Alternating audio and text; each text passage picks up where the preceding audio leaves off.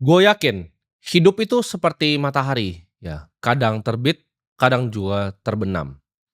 Kadang ada pagi, kadang ada malam. Dan gue adalah orang yang selalu bersiap untuk datangnya malam.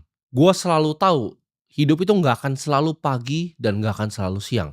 Nanti akan ada sore dan akan ada malam. Hidup itu nggak gampang, dan setiap perjalanan yang gue jalanin, itu justru adalah rangkaian dari ujian. Ujian-ujian hidup. Hidup itu bukan datang ke taman berbunga, tapi hidup adalah peperangan. Peperangan yang lu harus waspada untuk lihat setiap hari. Hidup yang lu impikan, ya, hidup yang tanpa masalah di taman berbunga, itu gua kasih tahu itu bukanlah kehidupan yang real. Semua orang yang sudah sukses, ya, atau yang kalian lihat hebat, yang kalian kira gampang, itu sudah melewati ujian yang sangat sulit. Kalian perlu bisa melewati kesakitan untuk menjadi hebat. Akan sangat menyakitkan ya, jalan untuk menjadi kaya. Lu akan diremehkan sama semua teman lu akan diremehkan sama semua keluarga lu, mulai sukses sedikit aja dicemoohnya malah tambah banyak. Kalau ibarat lu nggak siap untuk jatuh, ya jangan naik sepeda.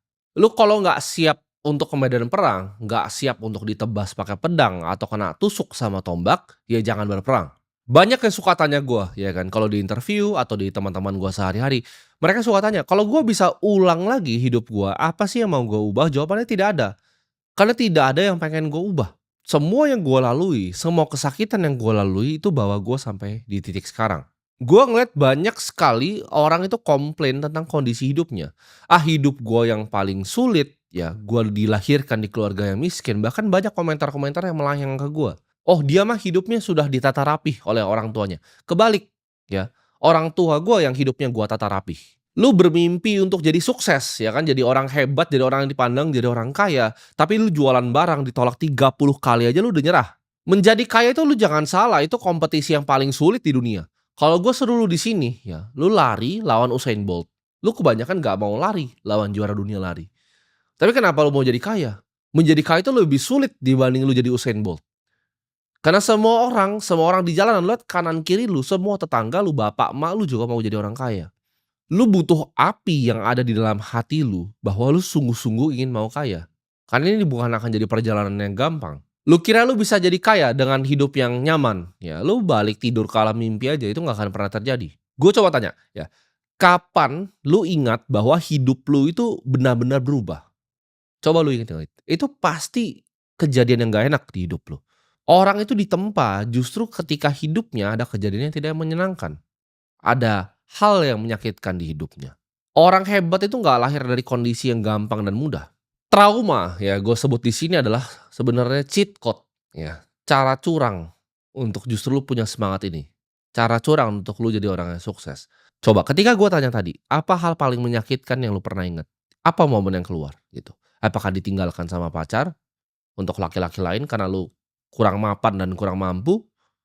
Apakah nyokap lu nangis-nangis di depan rumah itu ada debt collector mau sita rumah lu karena nggak bisa bayar cicilan? Apakah itu bokap lu sakit lu nggak bisa bayarin di rumah sakit? Di situ kadang titiknya justru manusia itu berubah. Antara dua, ya kalau manusia kena trauma yang luar biasa itu antara kena dua. Ya, ketika lu lihat nyokap lu nangis-nangis ya mau dipukulin sama debt collector atau bokap lu sakit lu nggak bisa bayar itu akan jadi dua hal. Antara lu jadi sampah masyarakat, lu ngobat di pinggir jalan atau lu jadi orang yang super sukses. Ini nggak ada di tengah. Lu justru pakai ya sakit hati yang ada di hati lu terhadap peristiwa-peristiwa itu untuk make sure hal seperti itu tidak akan pernah hadir di hidup saya lagi. Karena lu mikir ya kalau lu ditinggalin sama pacar lu atau bahkan ditinggalin, dicerain sama istri lu. Untuk laki-laki lain, lu kenapa kenapa kamu selingkuh? Karena lu adalah laki-laki yang tidak kompeten. Lu laki-laki yang tidak bisa provide dan tidak bisa protect. Dia tidak merasa aman berada di sisi lu.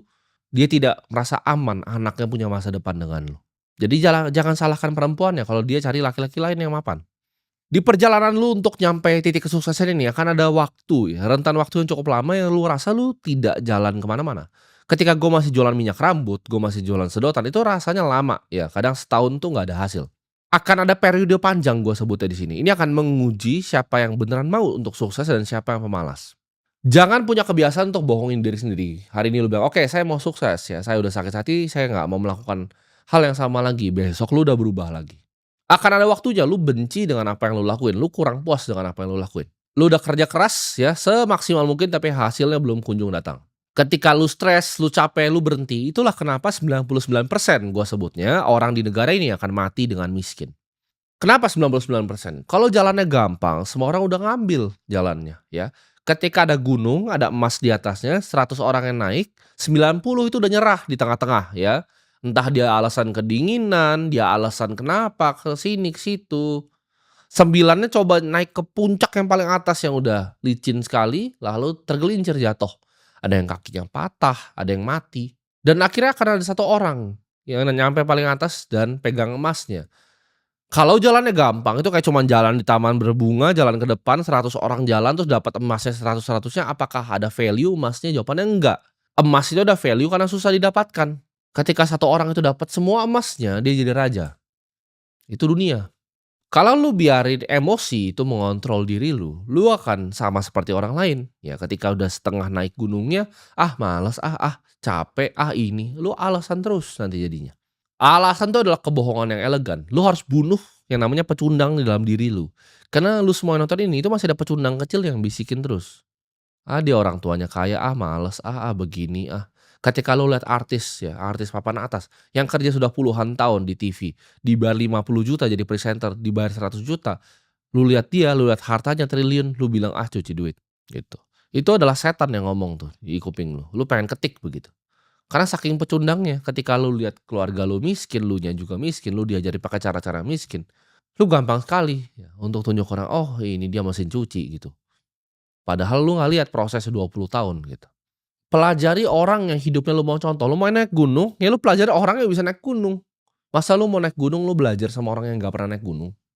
Hidup gua itu berubah paling banyak ketika gua stop dengerin ya, orang yang hidupnya misalnya dia nih, gua nggak mau jadi dia, ketika ada bacot keluar dari mulutnya, gua stop untuk dengerin. Tiba-tiba ya, mungkin selama 4, 5 tahun terakhir dunia itu jadi sunyi untuk gua.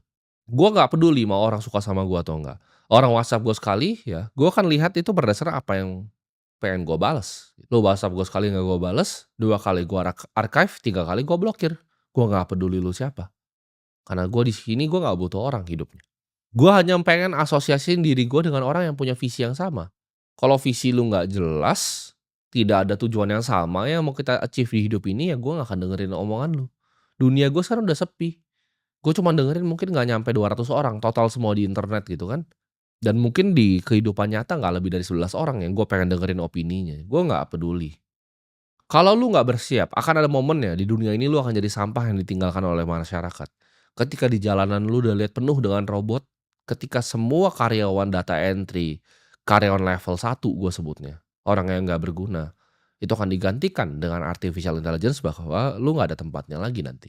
Jangan cuman semangat di awal dan nggak selesai lombanya. Ingat, hidup ini bukan cuman sprint, tapi ini adalah maraton yang panjang sekali. Ini naik gunung yang besar sekali dan tinggi sekali. Kesuksesan tuh benci sama orang yang namanya munafik, ya. Gimana lu ada artis lu katain mesin cuci, tapi lu dalam hati lu berharap dapat uang untuk makan hari ini.